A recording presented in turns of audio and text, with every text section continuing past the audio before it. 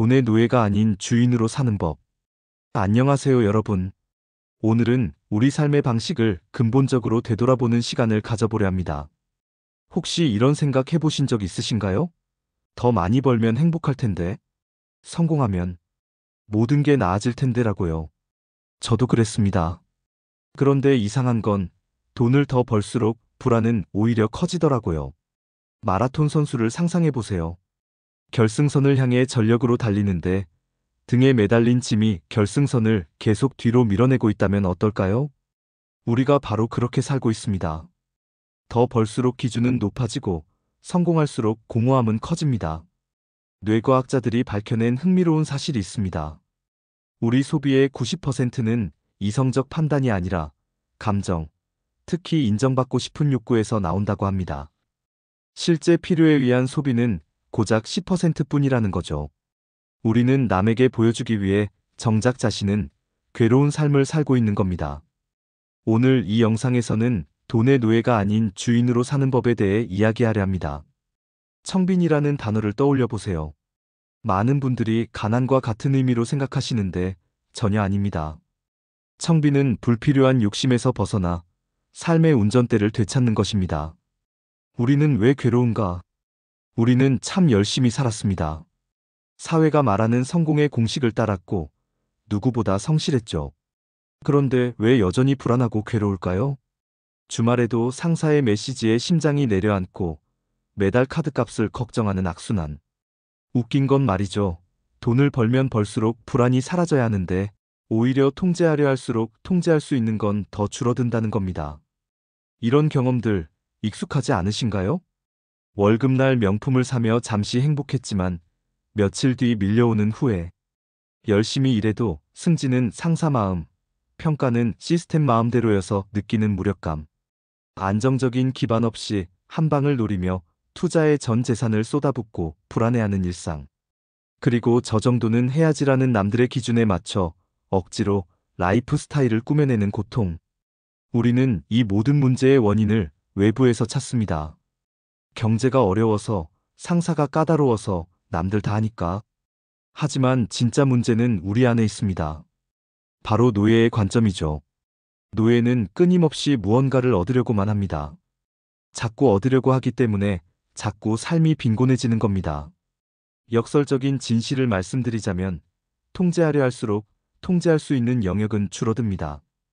돈, 상사, 평가는 내가 아무리 노력해도 100% 통제할 수 없어요. 이 통제 불가능한 영역에 에너지를 쏟아부으니 당연히 괴로울 수밖에 없습니다.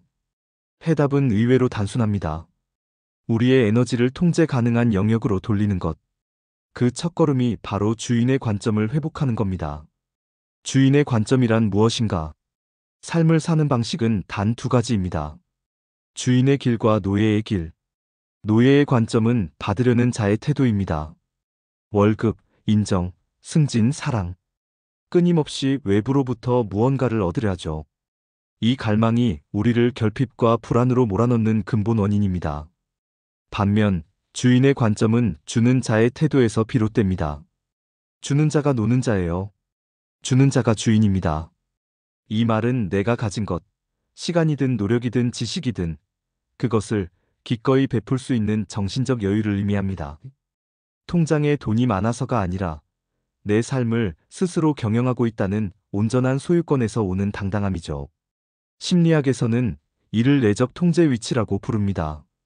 모든 문제의 원인과 결과를 자신의 행동과 노력에서 찾는 사람은 외부에 책임을 돌리는 사람에 비해 스트레스가 적고 성취도가 높다고 합니다. 문제는 나한테 있는데 이건 네가 문제라는 게 아닙니다. 남 탓에서 벗어나 모든 문제의 시작과 끝이 나 자신에게 있음을 인지할 때 비로소 우리는 운전대를 잡게 되는 거죠.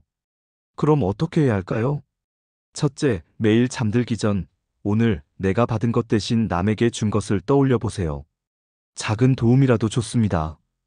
이게 주는 자의 관점을 훈련하는 가장 단순하고 강력한 방법입니다. 둘째, 직장에서 안 좋은 일이 생겼을 때 상사 때문에가 아닌 내가 이 상황을 어떻게 다르게 대처할 수 있었을까? 로 질문을 바꿔보세요. 통제 가능한 영역으로 시선을 돌리는 연습입니다. 몸이 주인인가 허세가 주인인가? 이제 구체적으로 물질과의 관계를 살펴볼 차례입니다. 당신의 소비는 당신의 몸을 위한 것입니까? 아니면 허세를 위한 것입니까? 우리가 돈의 노예가 되는 가장 직접적인 통로는 바로 소비입니다. 8020 법칙을 아시나요? 우리의 지출 중 80%는 불필요한 과시와 욕망에 기반하고 정작 20%만이 삶의 본질적인 필요를 충족시킵니다. 허세가 주인인 소비는 손으로 물을 움켜쥐는 것과 같습니다. 쥐려고 할수록 더 빨리 새어나가죠. 몸이 주인인 소비와 허세가 주인인 소비를 비교해 볼까요? 몸이 주인인 소비는 나의 몸과 삶의 본질적인 필요에 기반합니다. 예를 들어 고장난 가전제품을 대체하는 구매죠. 이런 소비는 만족감과 경제적 안정을 가져옵니다. 반면 허세가 주인인 소비는 타인의 시선과 사회적 지위 과시가 목적입니다. 유행에 따라 새 스마트폰으로 바꾸는 것 같은 거죠. 일시적 행복감 후에 공허함과 부채만 남습니다. 더 불편한 진실은 이겁니다. 많은 사람들이 검소하게 사는 것과 돈을 모으는 것을 반대의 길이라고 오해합니다. 하지만 역설적으로 허세를 버리고 진정한 필요에 따라 소비하는 청빈한 삶이야말로 돈을 모으는 가장 확실한 길입니다. 실천 방법을 알려드리죠. 첫째, 3일 유예 원칙입니다. 충동적으로 무언가를 사고 싶을 때 바로 결제하지 말고 3일 동안 생각할 시간을 가지세요. 뇌과학적으로 90%의 감정적 욕구를 이성적으로 걸러낼 수 있습니다. 둘째, 당신의 소유물 중 단 한 사람도 관심 없는 나만의 허세용 물건을 찾아보세요. 그리고 그것이 당신에게 가져다 준 진정한 행복이 무엇이었는지 질문해 보세요. 대부분은 아무것도 아니었을 겁니다. 불필요한 소비를 줄이면 그 돈을 벌기 위한 직장 생활의 압박감에서도 자유로워집니다. 일의 노예에서 벗어나기.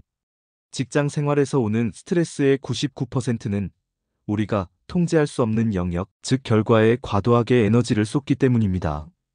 우리는 우리의 노력과 무관하게 상사가 내리는 승진 결정, 회사의 평가 시스템, 시장 상황에 괴로워합니다. 이 괴로움을 끝내는 답은 의외로 단순합니다. 바로 나의 일과 상사의 일을 명확히 구분하는 것입니다. 나의 일은 무엇일까요? 주어진 역할과 업무를 내가 할 수 있는 최선을 다해 수행하는 과정입니다. 여기에만 집중해야 합니다. 상사의 일은 무엇일까요? 나에 대한 평가, 승진, 보상 등 결과에 대한 최종 결정입니다. 이건 내가 통제할 수 없죠. 승진은 내가 하는 게 아니고 누가 시켜줍니다. 상사가 시켜주니까 그건 그 사람 일이지 내 일이 아닙니다. 결과에 대한 집착을 내려놓는 순간 실패에 대한 두려움과 인정에 대한 갈망에서 해방됩니다. 그리고 막대한 정신적 에너지를 확보할 수 있죠. 역설적인 패러독스는 이겁니다. 결과에 집착을 버리고 과정에 충실할수록 역설적으로 일의 능률은 오르고 오히려 좋은 결과가 따라오는 경우가 많습니다. 해답은 너무도 단순합니다. 과도한 인정 욕구를 버리고 그냥 월급 받아먹는 값이나 좀 제대로 하면 되는 거예요. 이것이 번아웃을 막고 나 자신을 지키는 가장 강력한 심리적 방어막입니다. 마무리. 지금까지의 모든 내용을 3가지 핵심 원리로 압축해드리겠습니다. 첫째, 관점의 혁명입니다. 노예가 아닌 주인의 관점을 장착하세요. 주는 자의 태도, 100% 나의 책임. 둘째, 소비의 혁명입니다. 90%의 허세를 버리고 10%의 필요에 집중하세요. 몸 중심 소비, 3일 유예 원칙. 셋째, 일의 혁명입니다. 결과를 버리고 과정에 충실하세요. 통제 가능한 나의 일에만 전력 투구하는 겁니다. 이 3가지 원리만 오늘 당장 삶에 적용해 보세요. 진정한 부는 통장의 숫자가 아닙니다. 현재 가진 것에 만족하며 어떤 상황에서도 당당하게 살아가는 마음의 청빈함에 있습니다. 돈을 나의 행복과 자유를 위한 유용한 도구로 사용하는 것. 그 순간 당신은 돈의 노예가 아닌 돈의 주인이 됩니다. 청빈하고 충실한 삶, 바로 지금 당신의 손에 달렸습니다. 오늘 영상이 도움이 되셨다면 구독과 좋아요 부탁드립니다. 그리고 댓글로 여러분의 주인으로 살기 위한 첫걸음을 공유해주세요. 시청해주셔서 감사합니다.